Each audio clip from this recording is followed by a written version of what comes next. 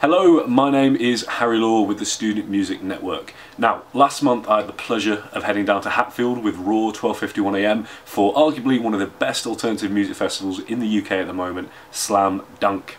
As always, this year's Slam Dunk lineup was absolutely stacked, featuring all-time greats and some of the UK's best upcoming alternative music artists.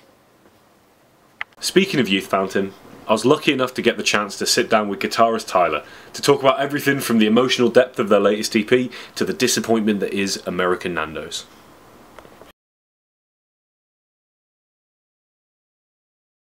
Welcome back to the Student Music Network and Raw at Slam Dunk South.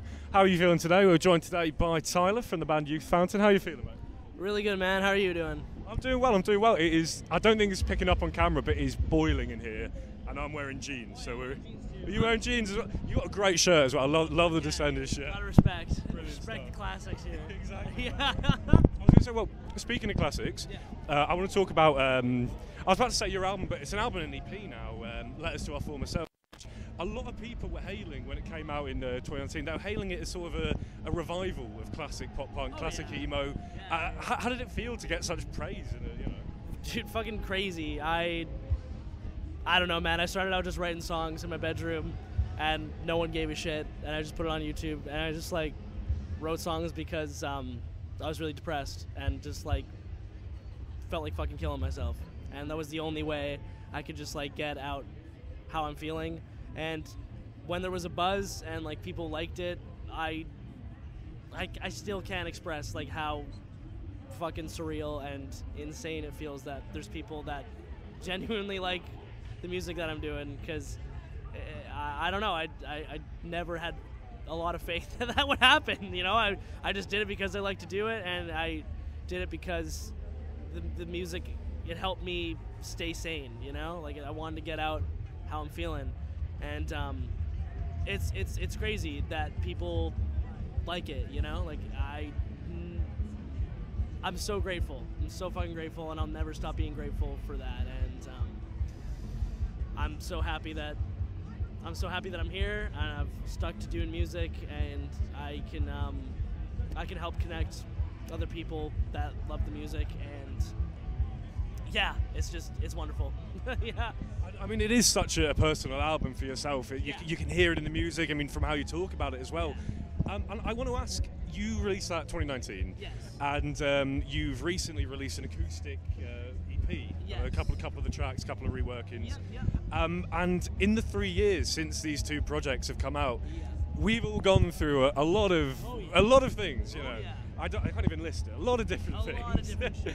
And how has that affected the process of reworking what was already such a personal, emotive album with all the craziness? Because I mean, you also went through a big change with the music as well. Yeah. You became a solo act. Yeah. Not a solo act, became a solo act again. Yeah. How did that feel going into it? How did that affect the way you made this newest release? It's been totally fine, because like when I started out, it was just solo, and you know, people love dual vocals like Blink, and people love like Alkaline Trio, but you know, like, as long as the music is still written from the heart, and it's still written from a place of feeling like you're at the end of your rope, you know, like, I think that people like that, and it hasn't changed much, man. Like, it's just been me writing songs that mean the world to me because it's from the heart, and like, I think people recognize that, and I'm super stoked that, you know, I've been able to grow as an artist, and it's still the same process of how I always write songs. Like, it's just like me coming up with riffs, writing lyrics, writing vocal melodies over it, and then just getting into a studio and recording the demos and like producing it and making them sound really cool. And it's just as I'm getting older, you know, I started doing this when I was like, there's some new songs that are coming out on the next record that I wrote when I was like fucking 14. There's some old fucking songs that I've had in the bank that I'm so stoked to get out there, and they're all like super emotional, and like, I'm so happy that I'll be able to have this opportunity to show people like content that may have never come out in my life. And I'm stoked that like there's people that love it and want to hear that kind of shit. So You know, it's just been a project from the heart, and that's all it's ever going to be, is just me singing about where I am in life, and I'm happy that other people can relate to that. That's beautiful stuff. And I'm going to keep. I'm not going to keep too much on the emotive track for too long, but I do want to ask one more question. I personally believe like acoustic tracks, they're a bit more stripped back, but they're much more raw and sort of emotive than fully produced. For sure. Everything, all the numbers. How did it feel performing these compared to the original versions? Did you find there was like a very distinct difference, or was it just sort of like a new stage for you? It just kind of felt natural. I think I'm always a strong believer when a song could be acoustic, it just makes it a good song. You know, like if it can be pulled off acoustic, it's like usually that means it's a strong song, because like all the core values of what makes a song cool is there, and you can hear it stripped down to being just vocals and acoustic guitar and like some shakers in there. You know, like it's cool. It's always been natural to be doing that. It's always felt normal, and it can be pulled off really cool.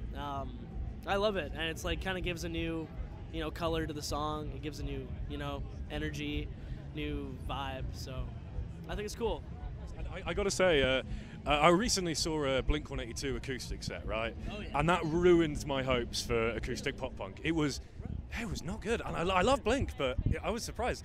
And then yeah, this was like an intimate show in the UK about a year ago.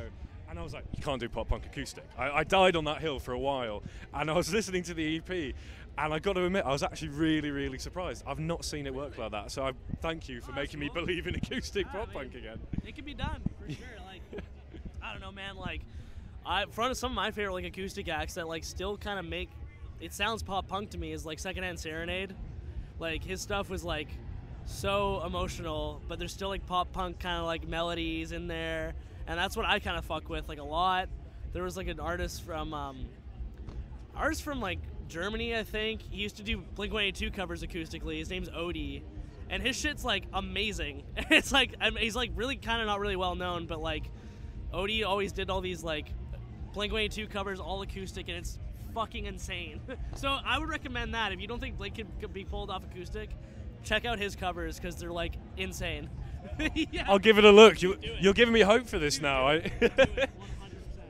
No, I want to wrap up on something lightly here. So you've been in the UK for a couple of days. You played a club show last night, and you're here for South and North tomorrow.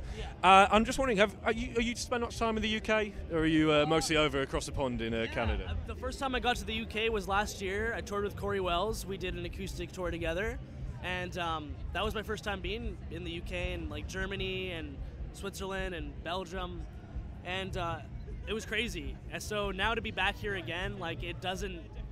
At first it was really like jarring and super like, holy fuck, I'm in like almost on another planet. Like I'm so used to just being in Canada or the States. Then when you go to a new country where you're flying on a different continent, you're just like, holy fuck.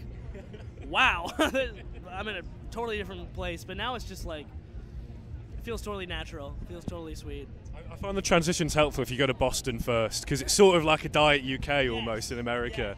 But to finish up, I want to wrap through a couple of UK icons, UK things to do, and if you haven't done these yet, put them on your list.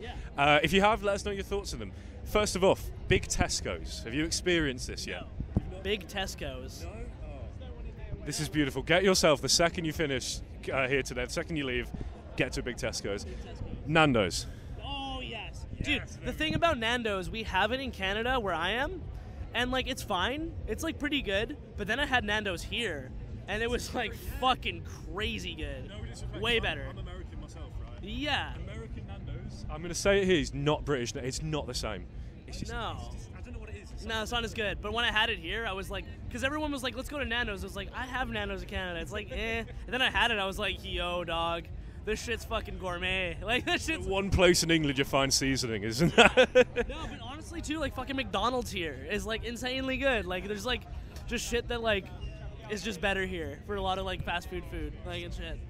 Finish off, one final food place, Greg's. Greg's, haven't heard of it. No. Get yourself a steak bake from Greg's as soon as you can. Also, thank you for joining us. Thank you for talking about. Sorry for jumping from these deep emotive topics to what's your favourite sandwich, but but you've been brilliant. Thank you so much for joining us. Thank you so much, buddy. I really appreciate you having me on. enjoy the festival. Actually, before we leave on us, anyone you're looking forward to seeing today, for the rest of the day? Oh yeah, dude. Like one of my favorite bands of all time is Less Than Jake. So them, Less Than Jake. Oh yeah, Less Than Jake is always have the best place in my heart for them. Enter Shikari, Under Oath, fucking Menzingers, fucking Hawthorne Heights. I've not seen anyone hyped about the Menzingers. Oh yeah, Menzingers, huge. I don't know, man. It's just stacked. There's endlessly sea of good bands playing. Yeah. Thanks so much, mate. Thank you, buddy. Have a great day. Appreciate you. Cheers, man.